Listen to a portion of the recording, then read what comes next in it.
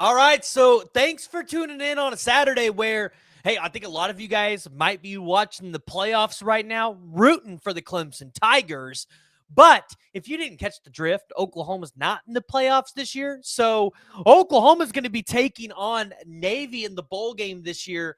And Brent Venables announced some, honestly, in my opinion, big news. And this could be big news and have a big impact on the Oklahoma Sooners' future and what this roster could look like going into next year. So I think it's something we all got to pay attention to, something I want to talk to you guys about. So make sure you're joining the discussion, giving me your thoughts. I'm trying to get more engaged in the chat.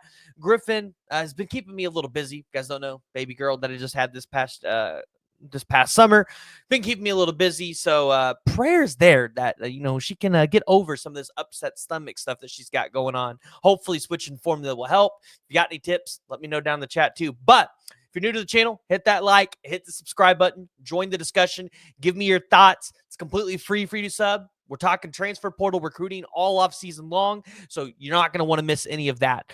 But the depth chart was released. Brent Venables did release the depth chart for the OU Navy game, and there's some maybe surprises in here and some that are not surprises. But I think there's some big news in this depth chart for Oklahoma and the roster going in the next season. So we're going to touch a couple points of this, and we're going to kind of talk through my thinking here, and you guys can let me know if you're on pace with me and if you think I'm crazy out of this world, whatever.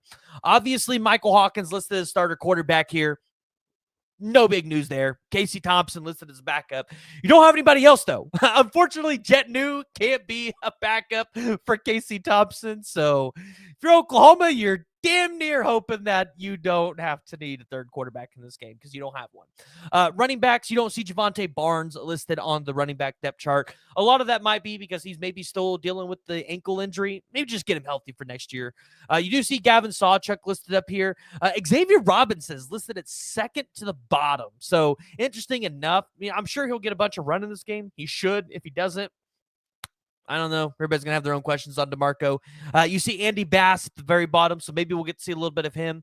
But this is where I wanted to start really talking about the future of Oklahoma and, exciting news for this game. So you see Jake Roberts obviously listed as probably the starting tight end. You see Caden Helms listed on there. Everybody was super excited to see him this year score that touchdown. The third tight end that you see available is Devon Mitchell, 6'3". Do you guys see how much he weighs on this depth chart? 289 pounds. Dude is an absolute monster. But this is big because one of the things that we've talked about so much in the transfer portal this year is what's Oklahoma going to do at tight end? And I think a lot of this is going to be dependent on what happens in this game with these guys, right? I expect Helms and Mitchell to get a significant amount of run in this game and for the staff to figure out, can these be two guys that we can lean on next season and maybe only have to take one guy out of the portal? So we really need to watch exactly what's going to happen with these tight ends because I'm sure Ben Arbuckle is going to have some influence on, hey, you need to play these two younger guys so I can see what I have there. Otherwise, we might need to go take a couple more guys in the portal, and Arbuckle might have to lead that because, well, Joe John Finley can't do his freaking job and go get transfer portal tight ends. All right, I'm not going to get on that tyrant today. But kind of going into the wide receiver past tight ends. This is another area where we have a lot of questions about the future for Oklahoma, but what is being told to us through the depth chart, I think could be big news for what we're going to see next year. So you see Ivan Carrion, Zion Kearney, and Trey Brown listed as your three starting wide receivers, and then obviously you have Deion Burks down in the slot. So big news that Deion Burks is potentially able to play in this game because he wasn't at the end of the year. I know Oklahoma fans will be really excited to see him. And Jacob Jordan gets an opportunity to learn a little bit more from Deion Burks. Let's see if we see Deion Burks at number 4 in the bowl game, guys. Like, he's been listed as 6 all year. Maybe he'll switch to number 4. I don't know after he made that announcement. But when you go back and you look at the starting wide receivers, something that I think is exciting, something that I think is big for the future of Oklahoma football, because obviously you're bringing in 3 transfer portal wide receivers, maybe looking to take 1 or 2 more guys, whether it's through this first cycle or maybe in the spring portal cycle, depending on who enters. You see Ivan Carrion, a true freshman listed out here. He's 6'6", 223. This is a guy that as Oklahoma continues to develop some of these younger wide receivers, has the potential to be really good for you, right? Especially with his size. He's kind of one of those guys that you'll be able to throw a jump ball up to, and he's going to be able to win some of those. So getting Ivan Carry-On some run in this game against the Navy defense that's going to test them a little bit, I think this is good. I think this is going to tell the staff a lot about what they have in some of these younger guys. And that same thing for Zion Kearney and Zion Ragens and Jacob Jordan and KJ Daniels. All of those guys are listed as available to play on this roster. Obviously, playing in this bowl game is not going to affect their eligibility.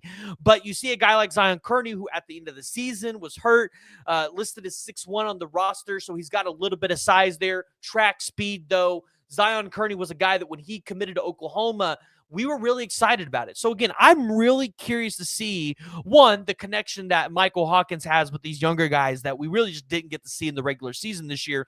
But what does Oklahoma have in this position from these younger guys for the future, right? Because if these guys go out here and they show out in this bowl game, I think you feel really good about the wide receiver room going in the next year, although you lost Farouk, Anthony, Nick Anderson, Brendan Thompson, because although some of those guys really didn't produce for Oklahoma year in and year out, if these true freshmen can come out here and show you something, that's big. Tells you a lot and maybe makes you feel better about your situation. You look at the offensive line, I don't expect to see too much change here because, again, you want to keep continuity. I think you want to give some of these younger guys a run. Now, I do expect to maybe see some Eddie Pierre-Louis and Isaiah Autry-Dent in this game. Logan Howland's going to play left tackle. I do wonder if they move Isaiah Autry over to right, if Michael Tarquin and Spencer Brown start struggling, or if Oklahoma's winning a blowout. Please, Lord, I hope that happens. I wonder if they'll move Isaiah Autry-Dent over there and allow just these younger guys to play with each other and for you to see what you have in some of these younger offensive line. And then on the defensive side of the ball. So you obviously, if you guys haven't been paying attention, I mean, Danny Stutzman's pretty well announced it on Twitter without making an official post that says, I am not playing in the bowl game. He's led every indication that he's not playing in the bowl game. Same thing for Billy, right? I think everybody saw the Billy declaring for the draft, things like that. Then you see Ethan Downs listed on the roster. This is a guy that is an OU true and true. He loves the program. This is what you consider to be a true program Oklahoma player right here, Ethan Downs, playing in this bowl game, it looks like. So, big news there because you need help with the defensive end room for this game. I think a lot of people want to see a big game out of PJ Adebayor. And then obviously, does a guy like Danny Okoye get some run? A true freshman that I think a lot of people had hopes that he would play this year. Then I look at, some of the youth movement that's going to happen in the secondary for Oklahoma. Devon Jordan, Jeremiah Newcomb, those are two guys at the cornerback position that we saw earlier this season, but they're probably going to get a little more run in this game. You see Jaden Hardy backing up Peyton Bowen in the strong safety. You see Robert Spears-Jennings and Michael Boganowski backing up him on the free safety position. And then you see on the cornerback position, Jacoby Johnson over Woody Washington. 6'2", right? He's really athletic guy. He's got that size. That's what you look for. And then for the cheetah position, you see Reggie Powers, who is a guy that can play safety, but he's listed as a, third string on the cheetah spot. So I look at the roster and I look at what Brent Venables announced here on the depth chart, and I say, this is good news. This is big. This is big news for the future, because if these guys go out here and they show out, it really tells the staff what they have in these younger guys going in the next season. And we all know Brent Venables has been high on these young guys. He's talked about the freshmen and the sophomores and the redshirt freshmen that have been on this team and how he really believes in them. So, maybe although we've seen a lot of portal casualties this year, maybe you don't see as many, churn with some of these younger guys because Brent Venables doesn't want to process them and he doesn't want to take as many guys through the portal because he believes there. And I think Oklahoma fans are finally going to get to see that in this bowl game. So join the discussion, jump in the comments below, give me your thoughts. And if you have not already and you're new to the channel, make sure you hit that like and hit that subscribe button.